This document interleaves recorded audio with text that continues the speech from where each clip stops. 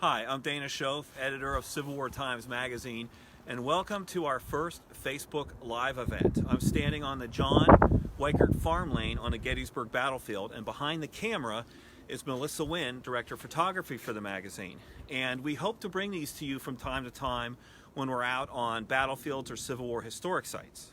Now, if you follow us on Facebook, you know every Wednesday we put up Hump Day History, which are interesting stories about the Civil War that Melissa actually writes. This past summer, she told the story about the David Acheson stone here on the Gettysburg battlefield, the location of a temporary burial for a young Union officer.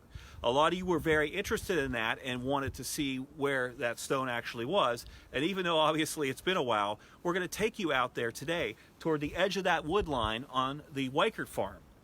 But before we go out there, I want to orient you to this location so it's easy for you to find it if you want to come here.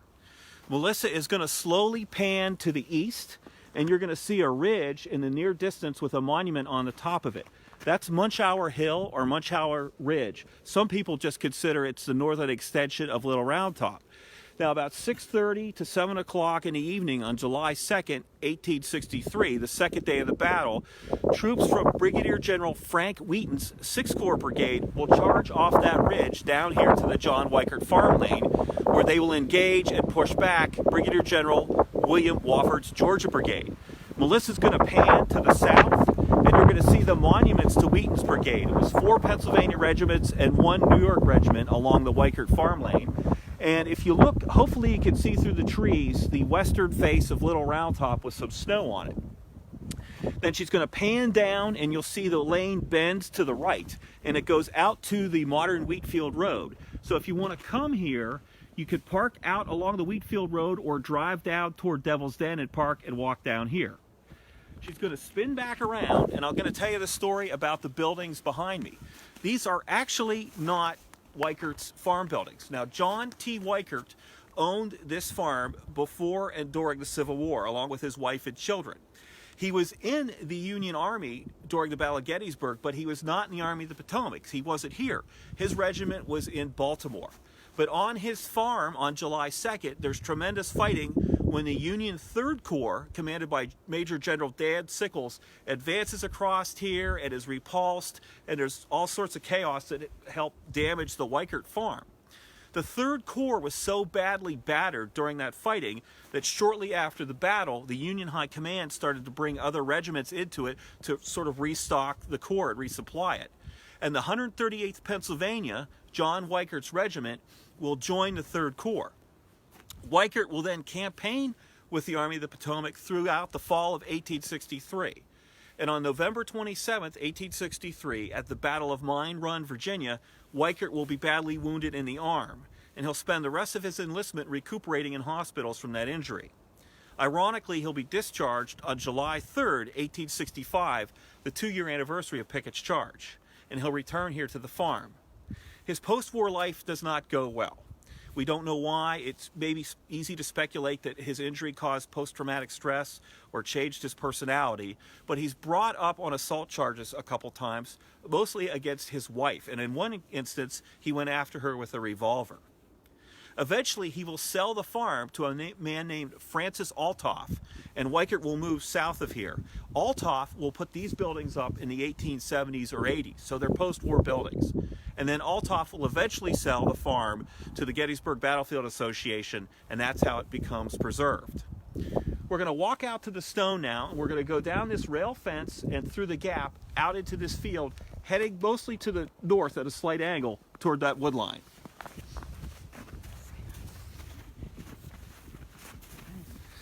I understand John Heckman's watching. That's great. I hope everybody watches John Heckman's Tattooed Historians podcast and videos. They're really good. So we're walking out in the field here, and there's about 3 to 5 inches of snow on the ground. I'd like to stop for a second just to talk about battlefields in winter. If you've never visited a battlefield, it doesn't matter if it's Gettysburg or Antietam or Vicksburg or wherever, I think you should. I really recommend it. There's several reasons. One, they're beautiful in the winter. If you look across this field and the snow, it's very beautiful. Also, you're often alone, and you have this nice sense of solitude when you're exploring the battlefield.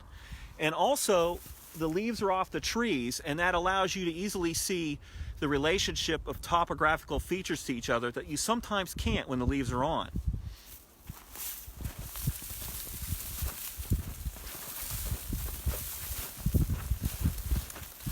I'm going to ask Melissa to pan to the south, and maybe through those trees you can just make out the notorious wheat field where heavy fighting takes place on July 2nd. And you can't see it, but just west of that wheat field is a hill with a rocky outcropping called the Stony Hill, and that's going to figure in our story about David Acheson when we get to the stone.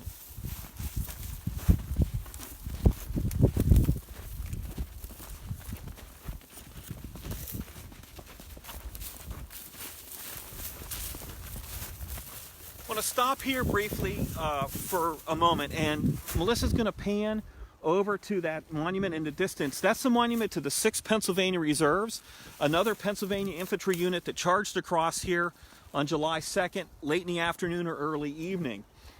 Sergeant George Mears of the Pennsylvania Reserves gathered a squad of 5 men to actually attack John Weikert's house.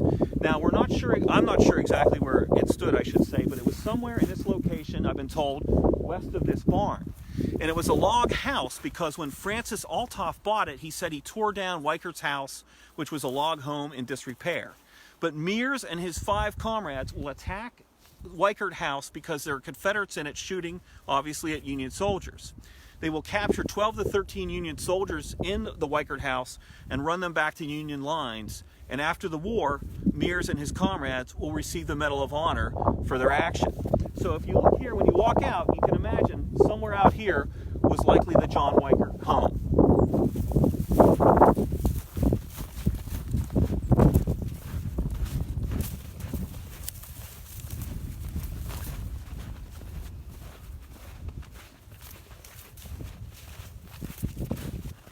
I'm going to ask Melissa to pan to the right just a little bit so you can see the Altoff building, so you got to get an idea of how we're getting out here. And also to mention that actually winter's a good time to go out to the David Acheson stone because this is a low area and sometimes it's really wet. So now we don't have to worry about it because it's breezy, about 27 degrees out here, so it's chilly, but it's still nice and it's easier to walk out when the vegetation is down as well.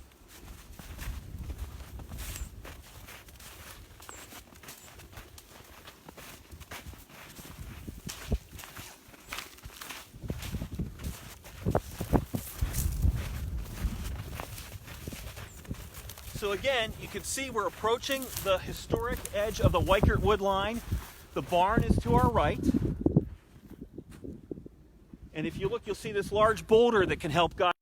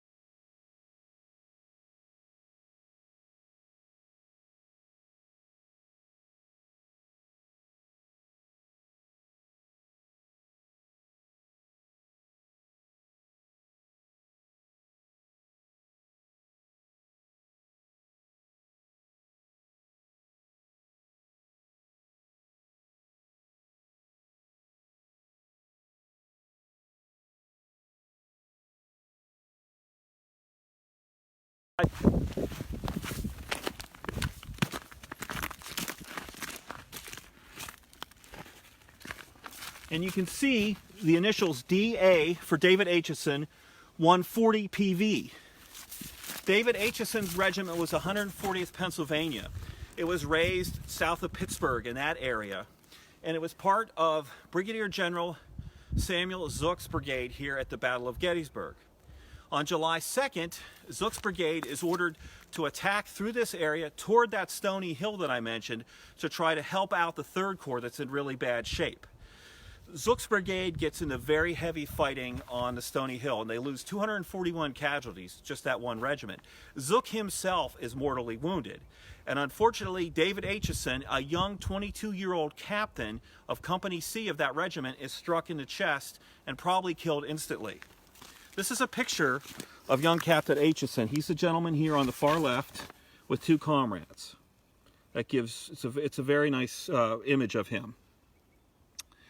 So Aitchison is shot down, and his comrades try to carry him out on a blanket litter. He's struck by bullets once, maybe two more times, even though he's already likely dead. They realize they can't get him out of here. It's just too much pandemonium, so they quickly stop and make a very shallow grave here at the base of this stone where they bury him, and then one of the members of that party either scratches or quickly carves those initials and the regimental designation into the rock so that they know where he's buried. On July 3rd, his comrades try to retrieve his body, but they're driven off by Confederate troops. Meanwhile, fast forward a few days to July 13th. Aitchison's relatives come to Gettysburg. They found out he's been killed, and they want to retrieve his body. Most of the 140th Pennsylvania Regiment has moved on in the pursuit of Robert E. Lee's Army of Northern Virginia, but a few members of the regiment are still here on burial detail. And one of those soldiers brings Aitchison's relatives to this stone. They exhume the young captain and have his body shipped back to Washington, Pennsylvania, where he's reburied on July 15th in Washington Cemetery, and where he still lies. There are a lot of rock carvings here on the Gettysburg battlefield, and there's a good book to locate those by J. David Petruzzi and Steve Stanley. It's called The Complete Gettysburg Guide. It has some really interesting information about the rock carvings. But to me, this is the most poignant one because this actually marks the burial location of a young man who gave his life for his country. So I hope the next time you come to the battlefield here at Gettysburg, you take the opportunity to explore the John Weikert Farm, explore the monuments to Wheaton's brigade, and then come out here to the David Acheson Stone and pay your respects to the young man who gave his life. This is Dana Shoaf and Melissa Winn signing off from the David Acheson Stone on the John Weikert Farm on the Gettysburg battlefield. Thanks for watching.